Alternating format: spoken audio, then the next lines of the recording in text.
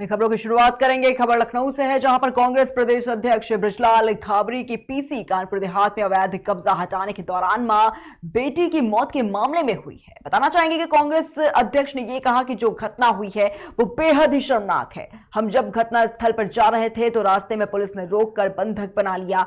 Police को डर था कि कहीं सच्चाई बाहर ना आ जाए, इसलिए बंधक बनाया गया। हमारे एक प्रतिनिधि मुश्किल से मौके पर पहुंचे और घटना स्थल का जायजा लिया। इसके बाद ही हम आज पूरे प्रदेश में इस घटना के खिलाफ धरना प्रदर्शन करेंगे।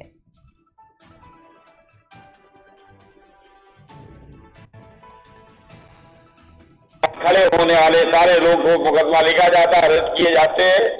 उसी तरीके से जो लोग सरकारी अमला वहां पे था उसको तो तत्काल प्रभाव से कांग्रेस पार्टी मांग करती है गिरफ्तार करना चाहिए। कहीं रेप के बाद मकान जला दिया जाता है, कि कहीं कब्जे के नाम पर निर्दोष आदमी का मकान गिरा दिया जाता है। और मामूली सी घटना जहां पे केवल मुश्किल से 20 बाई 30 की जगह होगी, प्रशासन के काम है जिसके बाद ग्राम सभा में जमीन नहीं होती है। और जो ये कानून है कि 30 साल तक ग्राम पंचायत की जमीन पर जिसका 30-35 साल कब्जा हो जाता है, वो जमीन उसकी मांग करके उसको अलॉट कर दी जाती है, ठीक नहीं लगती है। और देश भाव के कारण, एक जात विशेष के देश भाव के कारण इस घटना को अंजाम दिया गया है। कांग्रेस पार्टी इस घटना की निंदा करती है। उन तमाम सैकड़ों समाज के लोगों जो पीड़ित है उनके साथ है कांग्रेस पार्टी और उनका सहयोग करेगी।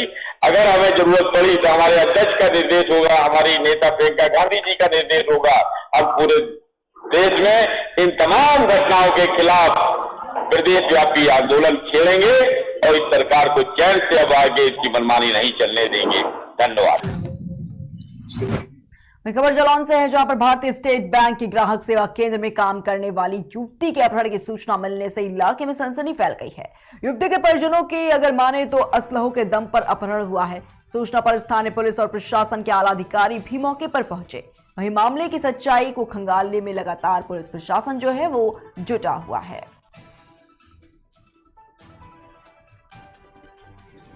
उसके परिजनों ने सूचना दी थी कि उसने फोन करके बताया है कि कोई उसको लड़के ले गए हैं। तो इस सूचना पर तत्काल कार्रवाई करते हुए सभी लोगों के द्वारा स्थलीय निरीक्षण किया गया है। सीसीटीवी फुटेज के माध्यम से चीजें देखी जा रही है, इलेक्ट्रॉनिक सर्वेलेंस का भी इस्तेमाल किया जा रहा है। इसमें उल्लेखनीय ये है कि लड़की के पिता जो है ये कुछ समय पहले, लगभग 10-12 दिन पहले एक प्रकरण में, महिला संबंधी प्रकरण था, पॉक्सो का मामला था, जिसमें वो जेल में इस समय निरुद्ध है और उनको जेल भेजा गया था। और आज ये घटना प्रकाश में आई है, तो इस पर हम लोग सभी संज्ञान लेकर कार्रवाई इसमें की जा रही है। सभी पहलुओं पर हम जांच कर रहे हैं। बहुत ही जल्द घटना का सफल अनावरण। खबर कानपुर से है, जहां पर शासन की लापरवाही से मां बेटी की जलकर मौत हो गई। अब इस मामले में नया अपडेट सामने आ रहा है। पीड़ित परिवार से डिप्टी सीएम ब्रजेश पाठक ने बात की और पीड़ित परिवार को ब्रजेश पाठक ने घटना में शामिल होने वाले अभियुक्तों के खिलाफ उचित कार्रवाई करने का आश्वासन दिया है। वहीं आपको बता दें कि पीड़ित परिवार ने डिप्टी सीएम के आश्वासन मिलने के बाद शव को पोस्टमार्टम के लिए भेजने पर वो राजी हुए हैं।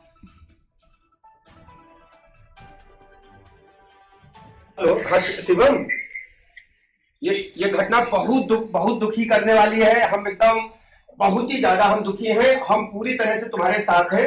जब से हमने सुना है तब से लगातार हम कार्रवाई करने के लिए काम कर रहे हैं। सारे जो जिम्मेदार लोग हैं उन पर एफआईआर दर्ज हो गई है 302 की। हम कड़ी कार्रवाई करें, किसी को नहीं बख्शेंगे। तो हमारे परिवार के सदस्य हो, ये लड़ाई हमारी है। हम तुम्हारे साथ खड़े हैं, पूरी सरकार तुम्हारे साथ खड़ी है। ठीक, घबराना एकदम नहीं। और जो तुम्हारी मांगे हैं उन पर हम गंभीरता पूर्वक काम करेंगे और हर स्थिति में हम तुम्हारे साथ खड़े हैं। बिल्कुल तुम अपने आप को ये मत समझना तुम मेरे परिवार के मेंबर, ठीक है ना। एकदम घबरा, इसमें कड़ी से कड़ी कार्रवाई होगी। हम सख्त से सख्त सजा दिलाएंगे। जो भी दोषी हैं हम किसी को नहीं छोड़ेंगे। मैंने उनसे कहा था मुझे सीएम साहब से मुलाकात कराइए और जो भी अपराधी हैं उनको त्वरित मतलब तुरंत जेल में या जो भी उनके साथ खिलाफ कार्रवाई जो है उस सब करवाइए। उसके बाद जो हमें आवास दिलाइए और जमीन का पट्टा कराइए और सरकारी नौकरी दिलाइए और 1-1 करोड़ का मुआवजा राशि हम दोनों भाइयों को अलग अलग दिया जाए। उसके वही खबर कानपुर देहात से है, जहां पर एक तरफ प्रशासन की लापरवाही से मां बेटी की मौत को अभी कुछ ही घंटे बीते हैं, तो वहीं दूसरी तरफ कलेक्टर के बेहतरीन कमर तोड़ डांस के बाद पेश है जिले के कप्तान साहब का डांस। जी हां, आपको बता दें कि BBGTS से मूर्ति गाने के सामने किशोर कुमार भी पूरी तरह फेल हैं। कप्तान साहब के सामने पीड़ितों की फरियाद तक नहीं सुनी जाती है।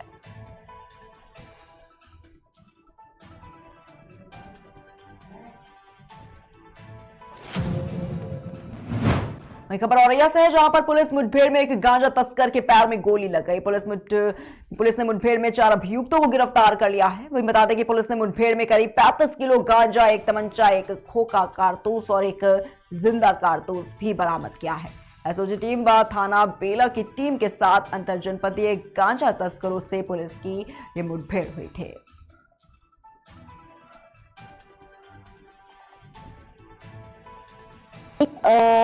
एक सूचना प्राप्त हुई थी एसओजी की टीम को कि कुछ बदमाश हैं जो गांजे की सप्लाई करते हैं। ये लोग लगातार कई जनपदों में इस प्रकार से गांजा लाके सप्लाई कर रहे थे। तो इस पर एसओजी टीम को विश्वसनीय जो सूचना प्राप्त हुई थी, लगातार उसका पीछा कर रही थी। जब ये बिधुना से बेला की तरफ आए अपराधी, तो उनको पता चल गया कि उनका पीछा किया जा रहा है। उन्होंने थानाध्यक्ष बेला को सूचना दी, तो दोनों तरफ से जब गाड़ियां उन्होंने देखी, तो इधर एक गैली तिराहा, जहां पर अभी आप खड़े हैं इससे आगे, यहाँ से अभियुक्तों ने गाड़ी मोड़ ली और अपनी स्कॉर्पियो गाड़ी से उतरकर ये लोग भागने लगे। इनको रोकने का प्रयास किया गया, तो इन्होंने पुलिस पार्टी पर फायर कर दिया, जिसकी जवाबी फायरिंग में एक अभियुक्त के दाहिने पैर पर गोली लगी है, जिसके बाद वो गिर गया। उसे प्राथमिक उपचार के लिए CHC भेजा गया है। हम लोग यहाँ वही खबर बांदा से है, जहां पर समाज के लोगों का यह कहना है कि बजट में SCCT के लिए 21% जो रुपए आता है, लेकिन गरीब जनता तक नहीं पहुंच पाता, जिसकी वजह से बुंदेलखंड में पलायन हो रहा है। अगर SC/ST सब प्लान लागू होता है तो गरीबों को उनका अधिकार मिलेगा। कई राज्यों में ये लागू भी है और इसलिए उत्तर प्रदेश में भी इसे लागू किया जाना चाहिए और इसी मांग को लेकर मुख्यमंत्री को ज्ञापन भी सौंपा गया है।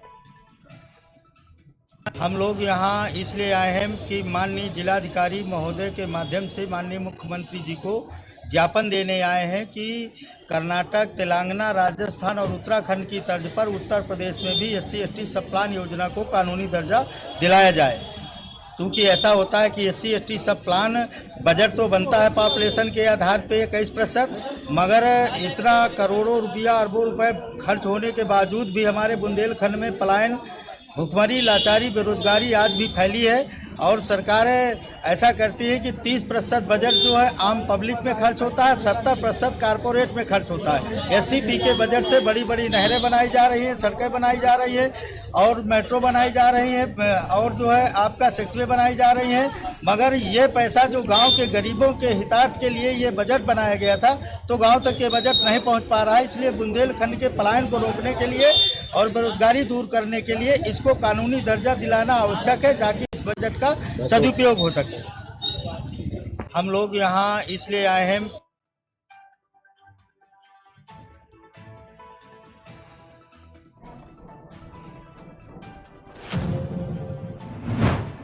वही खबर हमीरपुर से है, जहां पर प्रेमिका के मिलने के न आने की वजह से प्रेमी ने खुद को गोली मार ली है। आपको बता दें कि पहले प्रेमी ने लड़की के घर पर फायरिंग की और उसके बाद खुद को गोली मार ली।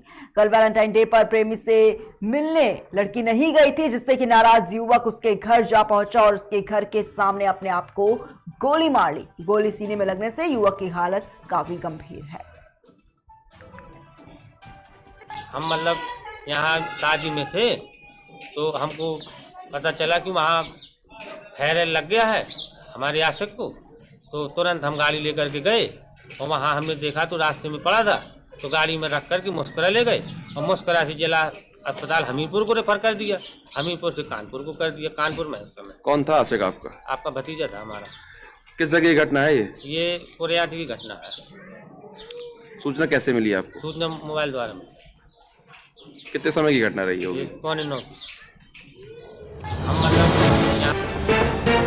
इसी बीच बिजनौर से बड़ी खबर सामने आ रही है, जहां पर नाबालिग युवती की नहर में गिरने का मामला सामने आया है। 9 फरवरी को बाइक की टक्कर से उछलकर युवती नहर में गिर गई थी और 6 दिन बाद रेस्क्यू कर नहर से युवती की लाश जो है वो बरामद हुई है। ग्राम प्रधान व भतीजे पर दुष्कर्म का आरोप है और आपको बता दें कि आरोपी प्रधान व भतीजा अभी तक पुलिस के हत्थे नहीं चाहा है। बिजनौर के थाना शेरकोट के पोषक नदी का ये मामला हम आपको बता रहे हैं, जहां पर 6 दिन बाद रेस्क्यू कर नहर से युवती के शव को बाहर निकाला गया है। बिजनौर से बड़ी और अहम खबर है, नाबालिग युवती की नहर में गिरने का ये मामला सामने आया था। 9 फरवरी को बाइक की टक्कर से उछलकर युवती नहर में गिर गई थी और 6 दिनों के बाद रेस्क्यू करके युवती के शव को नहर से बाहर निकाला गया है। ग्राम प्रधान व भतीजे पर दुष्कर्म का एक बड़ा आरोप जो है वो लगा है। बताना चाहेंगे कि अभी तक आरोपी प्रधान व भतीजा जो है वो पुलिस के हत्थे नहीं चढ़ पाया है। बिजनौर के थाना शेरकोट के पोषक नदी का ये मामला जो है वो हम आपको बता रहे हैं।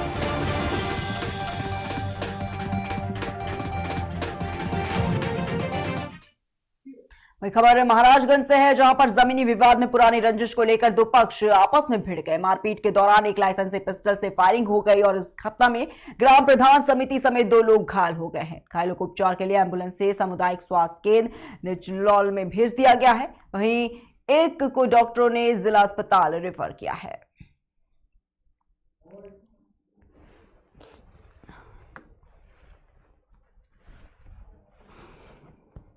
हुई थी।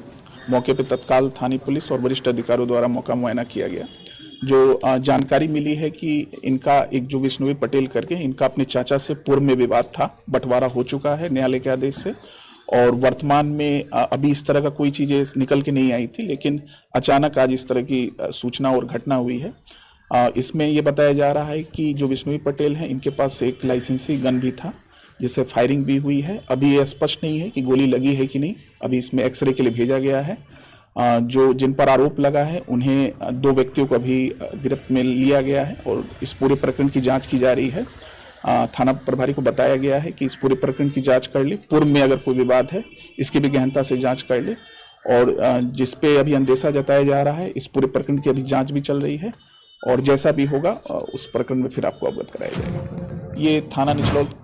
रुक करेंगे अगली खबर की ओर। आगरमालवा जिले की नगर परिषद सुसनेर के गठन के 6 माह बाद ही परिषद की कार्यप्रणाली को लेकर सवाल उठने लगे हैं। नगर परिषद सुसनेर के 8 पार्षद व उनके प्रतिनिधियों ने जिला कलेक्टर को एक शिकायती आवेदन दिया है। आवेदन में नगर परिषद सीएमओ के द्वारा पार्षदों को शासन की महत्वपूर्ण योजना को लाभ किन लोगों को मिल रहा है और किन हितग्राहिकों को पात्रता के बाद भी अभी तक योजनाओं का लाभ नहीं मिला है, इसकी जानकारी उपलब्ध नहीं करवाने का आरोप लगाते हुए शासन के नियमों के खिलाफ कार्य करने का भी आरोप लगाया है। साथ ही विकास यात्रा को नगरीय क्षेत्रों के वार्डों में नहीं पहुंचाते हुए एक जगह पर कार्यक्रम कर विकास यात्रा को संपन्न किए जाने के संबंध में शिकायत भी की है। वहीं खबर मध्य प्रदेश के आगरमालवा से है, जहां पर रात के समय अज्ञात लोगों के द्वारा मेन रोड पर लगे हुए भारतीय संविधान निर्माता डॉक्टर भीमराव अंबेडकर के बैनर को जला दिया गया, जिसको लेकर अज्ञात लोगों के विरुद्ध उचित कानूनी कार्रवाई करने के लिए बाबा साहेब के अनुयायियों ने शिकायती आवेदन देकर थाना प्रभारी सुसनेर के नाम थाने में एसआई को सौंपा है।